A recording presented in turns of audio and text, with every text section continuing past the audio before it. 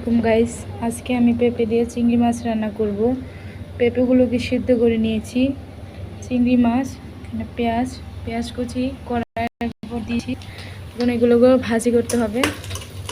ভাজা ভাজা লাল লাল হয়ে আসলে তারপরে এর উপর চুলাটাকে কমিয়ে দিয়ে একটু রসুন বাটা দিয়ে দিলাম।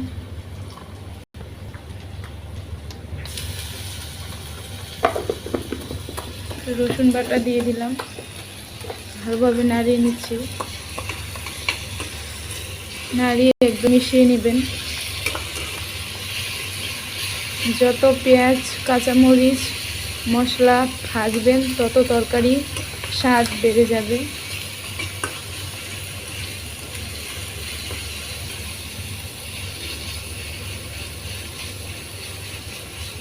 তরকারির আসল রহস্য হচ্ছে ভাজাটা ভালোভাবে না হলে তরকারি মজা লাগে না, মজা হয়ই না।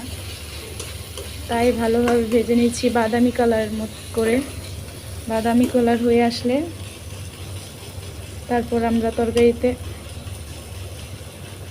হলুদ মরিচের গুঁড়া অ্যাড করব। পেঁয়াজ রসুনগুলো ভালোভাবে ভেজে নিতে হবে। গ্যাস বাড়িয়ে নিলাম, হালকা বাড়িয়ে নেবেন। চিংড়ি মাছগুলো দিয়ে দিতে হবে।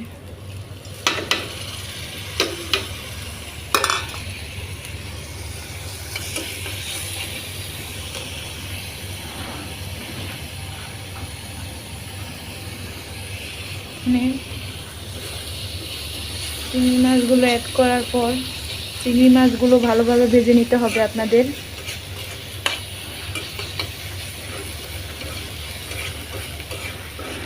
যে কোনো তরকারি রান্নার ক্ষেত্রে আপনারা চেষ্টা করবেন পেঁয়াজ মরিচগুলো ভালো করে ভেজে নিতে।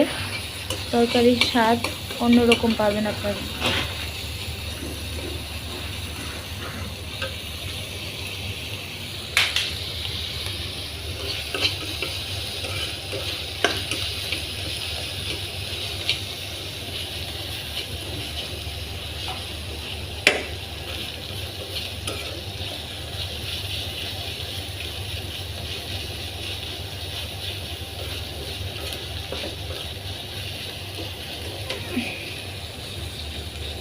তো ভাজা আমার মোটামুটি শেষ। 2 মিনিট 3 মিনিট ভেজে নেওয়ার পর এরকম একটা কালার চলে আসবে, লাল বাদামি কালার হয়ে আসলে তারপর আপনারা মশলা অ্যাড করে দেবেন। প্রথমে দিয়ে দিচ্ছি লবণ। প্রথমে দিয়ে দিব 2 চা চামচ, হাফ চা চামচ লবণ। তারপর হাফ চা চামচ হলুদের গুঁড়া। তারপর দিয়ে দিচ্ছি 1 চা চামচ, 2 চা চামচ, 2 চামচ হাফ চামচ মরিচের গুঁড়া দিয়ে দিলাম। তারপরে এগুলোকে একবারে লাল লাল করে ভেজে নিতে হবে।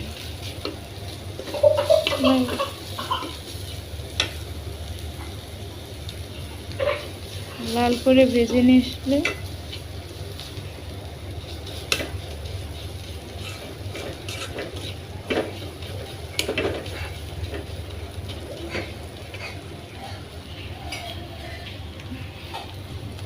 এখানে সামান্য পরিমাণ পানি দিতে হবে মশলাটা কষানোর জন্য।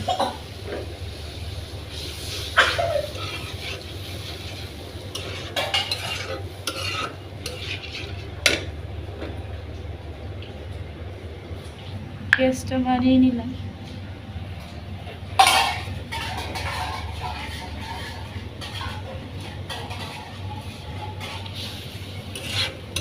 আপনারা পেঁপের তরকারি এভাবে রান্না করলে খুব মজাই লাগে। আমি রান্না করি বাসায়, আপনারা চেষ্টা করতে পারেন।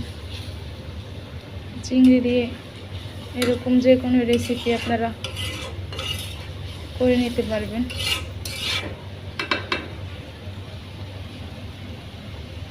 ভালোভাবে কষিয়ে নেবে, একটু হালকা করে 2 মিনিট ঢেকে রাখতে হবে।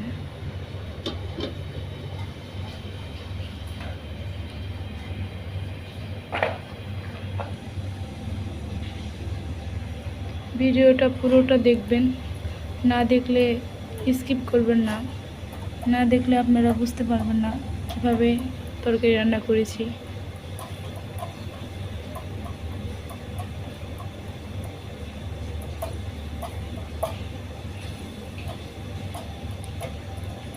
এখানে আমার পেঁপেগুলো সিদ্ধ করে রেখেছিলাম।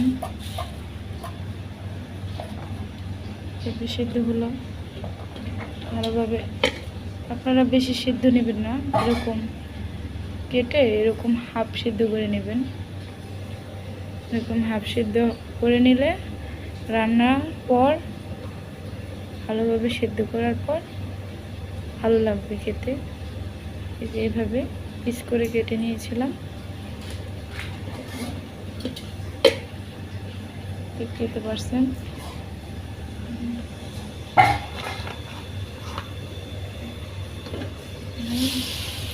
দেখবো, দেখছেন, একটু ভালোভাবে কষিয়ে নিতে হবে।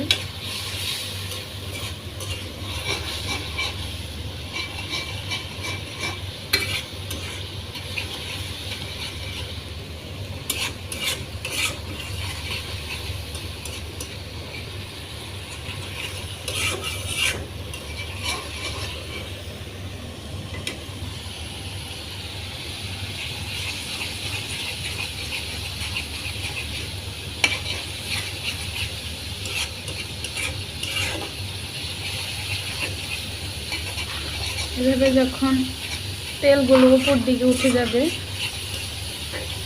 বুঝবেন যে এখনই দিতে হবে। তেলগুলো এখন এর উপরে দিয়ে দিন।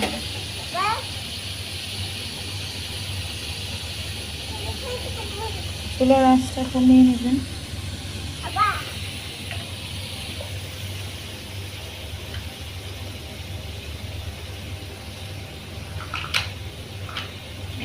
পেঁপেগুলো দিয়ে দিচ্ছি।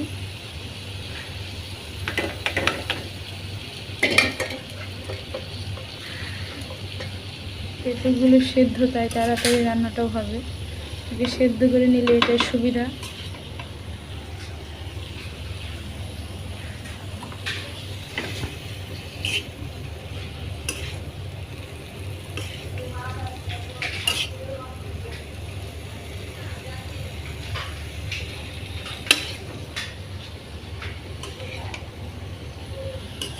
দেখছেন কেমন লোভনীয় দেখাচ্ছে, একদম চিংড়ি মাখা মাখা হয়ে গেছে তরকারিটা।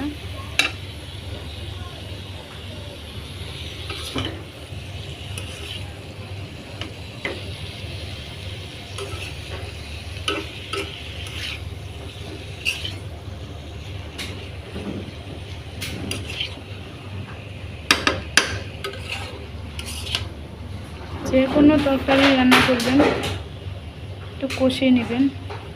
তো চালটা একটু বাড়িয়ে দিই।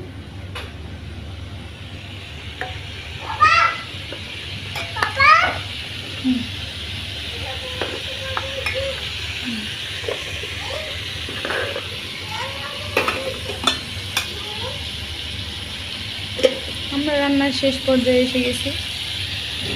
কষিয়ে নিয়ে একটু ঝোল দিয়ে দিব তরকারি।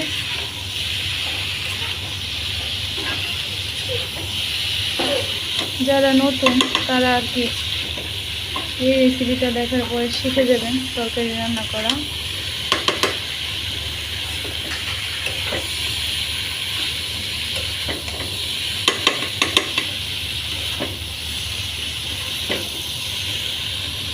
বাসায় ট্রাই করবেন।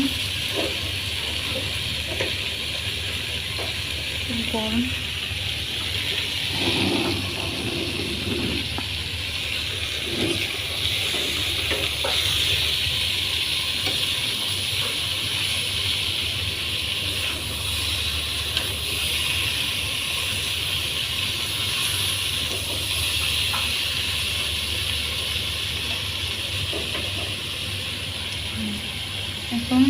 তরকারিতে ঝোলটা দিয়ে দিচ্ছি,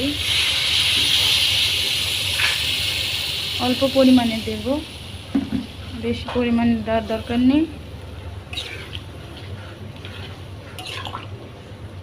কারণ এটা তো আমি আগে থেকে সেদ্ধ করে নিয়েছিলাম।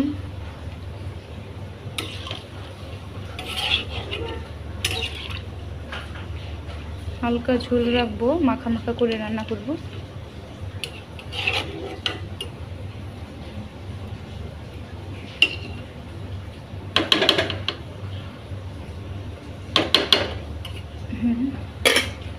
এখন আমি বসিয়ে রাখবো 10 মিনিট। 10 মিনিটের কম সময় লাগতে পারে, 5-7 মিনিট লাগতে পারে। আমি সবসময় কারেন্টের চুলায় রান্না করি, এখন তো কারেন্ট চলে গেছে, তাই আর কি এভাবেই রান্না করলাম, গ্যাসের চুলায় রান্না করলাম। আপনাদের ভাবলাম দেখাই, আপনারা পেঁপে দিয়ে চিংড়ি মাছের তরকারি এভাবে রান্না করবেন বাসায়, খুব মজা হয়।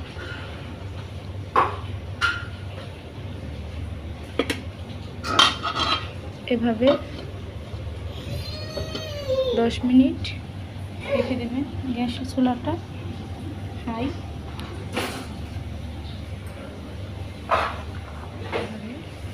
10 মিনিট রাখবেন।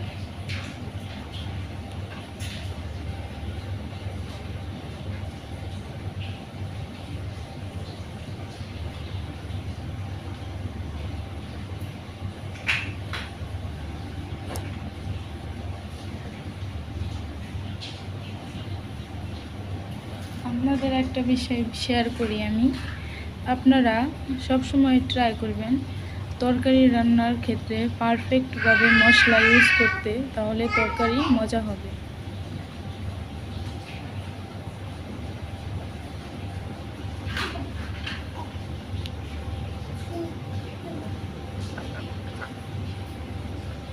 তরকারিটা বলক এসে গেছে মনে হচ্ছে, দেখি। তরকারিটা বলক এসেছে, দেখুন কি সুন্দর কালারটা খুব সুন্দর এসেছে তরকারি। হ্যাঁ,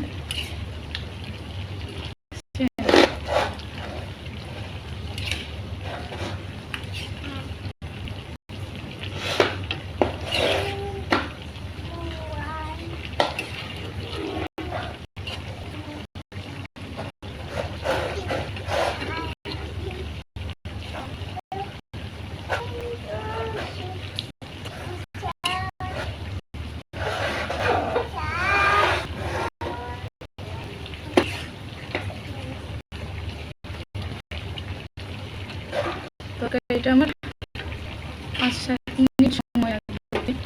তো এইভাবে আপনারা রান্না করে নেবেন, মজাদার, খুব মজা হয় এভাবে তরকারি রান্না করলে। আপনারা এভাবে বাসায় ট্রাই করবেন। তো এভাবে রান্না করলে অনেক স্বাদ হয়।